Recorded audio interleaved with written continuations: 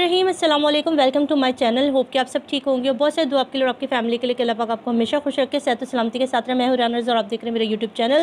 बहुत ही अहम चीज़ मैं आज आपके साथ शेयर करने लगी हूँ। थोड़ी सी चीज़ें अगर आपको सख्त लगे और अगर लगे कि आज मैं थोड़ी सी सख्ती से बात करूँ या कोई चीज़ ऐसी बोल दूँ, तो इसके ऊपर प्लीज़ ज़रा सा अपना हाथ हौला रखिएगा, क्योंकि बनता है, अब तो बनता है, ठीक है जी। जज साहिबान जो है वो नहीं थे, वो छुट्टियों पर गए हुए थे। कहाँ गए हुए थे? नारान कागान मरी, ये तो हमें भी नहीं पता, क्योंकि मुल्क में जो है ना, जब चैन ही चैन हो, मुल्क के अंदर जब सब कुछ अच्छा चल रहा हो, तो फिर इंसान घूमने जाता है, आउटिंग पे जाता है। उसका दिल करता है कि वो अपनी ज़िंदगी को एंजॉय करे, क्योंकि उसकी तरफ हर चीज़ सुकून की होती है, उसके ऊपर कोई मुश्किल, कोई परेशानी नहीं होती, ठीक है।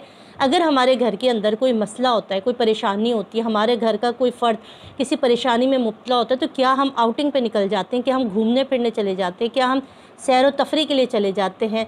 क्या ज़िंदा कौमें, ज़िंदा इंसान क्या ऐसी हरकतें करती हैं जो हमारे मुल्क के लोग कर रहे हैं?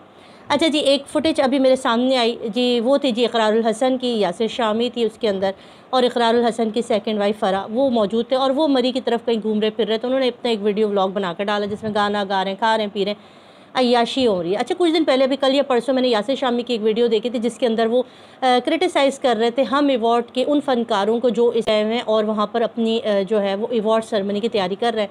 दूसरी तरफ उन्होंने कैप्शन में अपने थंबनेल पे लगाया हुआ था कि एंजेला जूली जो है वो पाकिस्तान आई हुई है इस वक्त, और वो सलाब ज़दगान की मदद के लिए इधर आई हुई हैं, और हमारे एक्टर एक्ट्रेस जो है वो घूमने फिरने के लिए बाहर गए हुए हैं। तो जब आज इनकी वीडियो मेरे सामने आई तो मुझे बड़ा धचका लगा। वो इसलिए लगा, और मुझे तो क्या, वो जिन लोगों ने भी कमेंट किए और कुछ लोगों ने मुझे पर्सनली भी कहा कि पहले हमसे पूछ रहे थे कि इकरारुल हसन कहाँ है, और कुछ एक भाई साहब हैं जो बहुत ही मुझे मैसेज करते कि इकरारुल हसन को ISI में भर्ती कर दिया जाए। नो डाउट उनकी पर्सनैलिटी बहुत अच्छी है, उन्होंने बहुत काम किया, बहुत मेहनत की है उन्होंने, तब जाके उनका ये नाम बना है। अच्छा, इस केस में उनकी अचानक एंट्री और इतनी दबंग एंट्री कि जिसके बाद सभी खुश हो गए और दुश्मन के दिल लर्जे कि इकरारुल हसन साहब इस केस के अंदर आ गए। अब यकीनन मज़लूमों को जो है वो ज़रूर इंसाफ मिलेगा, बच्ची माँ बाप से ज़रूर मिल जाएगी, क्योंकि इकरारुल भाई का नाम हमेशा से मज़लूम बच्चों में, मज़लूम माँ बाप को मिलाने में इस्तेमाल हुआ है। सॉरी, थोड़ी सी तबीयत नासाज है, मेरी गला ख़राब है। तो सबने ये सोचा कि इकरारुल हसन साहब जब इस केस के अंदर आए तो यकीनन कुछ बेहतरी होगी, और नो डाउट बेहतरी कुछ हुई भी, यानी कि बच्ची पहुंची, कुछ ना कुछ उन्होंने अपना किरदार अदा किया। सामने बज़ाहिर बहुत सारे देखने वाले खफा भी थे कि उन्होंने ऐसा कौन सा काम किया, मगर बहुत सारे लोगों को पता भी है उन्होंने बहुत सारी चीज़ें जो है वो मंजर आम पर भी लाए। आखिरी मार्का उनका हुआ जुनैरा माहम के साथ, जिसके अंदर उन्होंने वो ट्रांजैक्शन जो कि फ़ोटोकॉपी के नाम पर जो है वो ज़हीर के केस के लिए जो है वो जुनैरा माहम ने जो है और अली जाफ़री ने जो है वो हथियाए थे, ठीक ठाक पैसा था, उसके ट्रांजैक्शन की कुछ रसीदें दिखाई, जिसके जवाब में जुनैरा माहम ने कहा कि हम इसको चैलेंज करेंगे और 7 दिन के अंदर इसका जवाब देना होगा। उसके बाद मामला ठंडे हो गए। इकरार भाई ने उसके बाद कोई वीडियो नहीं बनाई।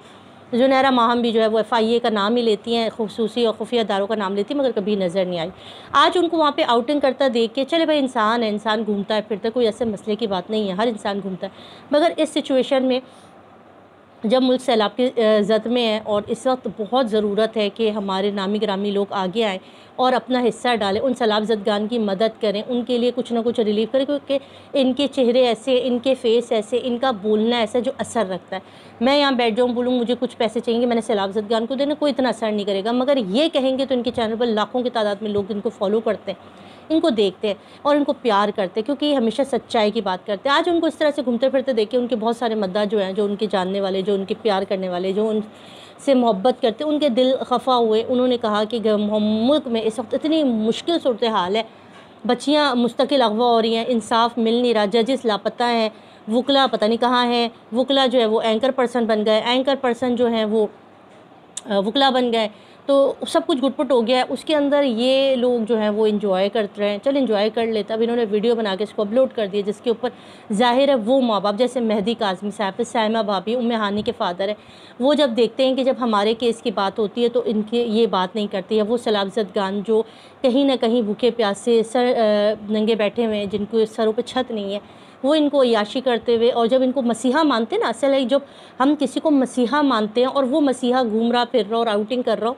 पर्सनल लाइफ सबकी होती है, इसको आप अलग से रख लेते, ना दिखाते पब्लिकली, तो शायद लोग इतना हर्ट ना होते, लोगों के जज्बात इतने हर्ट ना होते। लोग चाहते हैं कि आप बात करें, आप इस केस के ऊपर बात करें, आप लोगों के हक़ में बात करें, और अभी आप लोग खामोश हैं, न यासिर शाह भी इसके ऊपर बात करते हैं, चल रही है और ये केस नहीं मालूम कितना लंबा जाएगा। आप और हम तो शायद एक वीडियो बना लेते हैं, आप एक वीडियो देख लेते हैं मगर वो माँ बाप जो इस कर्ब में हैं उनके दिल से पूछिए वो किस तरह के अपने दिन रात गुजार रहे हैं। उनकी ईदें 2 ईदें बर्बाद हो चुकी हैं, उनके रमज़ान रोज़े जो है वो अपने बच्चों के बगैर गुजरे, मुहर्रम का बाबरकत महीना भी उन्होंने अपनी औलादों के बगैर गुजारा। तो खुदारा कुछ रहम करें, अगर आपने अपनी बच्ची समझी होती ना तो आप इस तरह छुट्टियों पर ना होते, आपकी फिलफौर कोशिश होती। मुझे नहीं समझ में आता, जब भी कोई अहम समात होती है, पहले दिन से मैं ये जहरा काज़मी का केस देख रही हूँ कि जब भी कोई अहम समात होती है जज साहिबान जो है वो घूमने चले जाते हैं। याद होगा आपको जब ज़हीर और दुआ ज़हरा की रिकवरी की बात हो रही थी, जब उनकी रिकवरी, तब भी ये अदालत से छुट्टियों पे चले गए थे और फिर जो दूसरे जज साहब आए उन्होंने उनको 3 दिन के अंदर केस निपटा के फारिग भी कर दिया था। अब हम देख रहे हैं कि जो दूसरे जज हैं वो कह रहे हैं हम कुछ कर नहीं सकते, और जो जज साहब जिन्होंने ये सारा समात देखना है वो छुट्टियों पर है।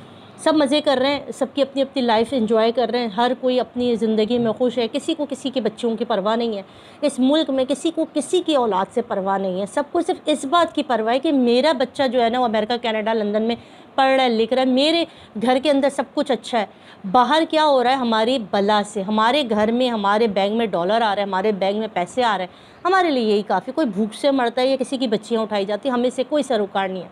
अगर सरोकार होता, अगर इनको सरोकार होता, अगर ये वाकई इनको दिल से अपनी बच्चियां समझते और इनको लगता कि हमारी बेटियां, वो इस कर्ब को समझते, तो क्या वो इतनी लंबी लंबी छुट्टियों पे जाते? क्या वो इस तरह से इस केस को लेकर चलते या उस केस को इस तरह से निपटाते? ये तो वो केस भी नहीं है जिसके अंदर जायदादों का केस होता है। जायदाद तो चलो ज़मीन एक बेजान चीज़ है, मगर उसमें भी इंसान का खून पसीना, पैसा लगता है, आना जाना लगता है। यहाँ पर माँ बाप की कैफियत देखिए, वो पल पल, हर रोज़, हर घंटा, हर मिनट को काउंट करते होंगे कि अब ये वाली हेयरिंग की डेट आएगी और इस दिन हमारी बच्ची के हक़ में कोई फ़ैसला होगा। और जब वो डेट आती है, जज साहिबान नहीं होते, जज साहब हो तो वकला नहीं आते, वकला हो तो कोई और मसला हो जाता है। नूर बीबी और राय खुर्रम, उनकी अभी तक जो है गिरफ़्तारी नहीं हुई, तीसरी दफ़ा उनके लिए अरेस्ट वारंट जारी किए जाएंगे। पुलिस भाईजान से मैं ये रिक्वेस्ट करूँगी, सैलाब भी आके गुजर गया, बारिशें भी होकर ख़त्म हो गई, अब आप क्या कराची में बर्फ़बारी करेंगे? वो क्यों नहीं लेटर पंजाब के लिए लिख रहे हैं कि भाई उनको गिरफ़्तार किया जाए? फिर कहते हैं कि ये गैंग नहीं है, वो असी गैंग नहीं से, वो गैंग नहीं से, तो फिर ये क्या चीज़ है? वो कौन सी ताकत है जो नूर बीबी को गिरफ़्तार नहीं होने देती? वो कौन सी ताकत है जो राय खुर्रम को गिरफ़्तार नहीं होने देती? फिर कहते हैं कि ऐसी गैंग नहीं है। गैंग किसनू कहते हैं भाई, ये बता दें नूरा बीबी, गैंग कैनू कहते हैं? एनू कहते गैंग। यहाँ एक आम आदमी, एक मिडिल क्लास भी अगर एक साइकिल को हाथ भी लगा ले, एक रोटी भी उठा ले, तो उसको भी जो है सालों सालों घसीट के जो है वो जेल में बंद करते हो, लाखों रुपए लेके छोड़ते हैं। आप किस खेत की मूली हैं? कौन सी खेत में आप उगी थी? उस खेत का हमको भी बता दे, ताकि हम और पाकिस्तानियों को बोले जाके उसी खेत में उग जाओ जहाँ पे कानून के हाथ नहीं पहुँचते, जहाँ पे अरेस्ट वारंट जारी होने के बाद भी गिरफ्तारियाँ नहीं होती हैं। ये एक छोटी सी वीडियो थी, अच्छी लगे तो लाइक कीजिएगा, अपना ख्याल रखिएगा, अल्लाह हाफ़िज़।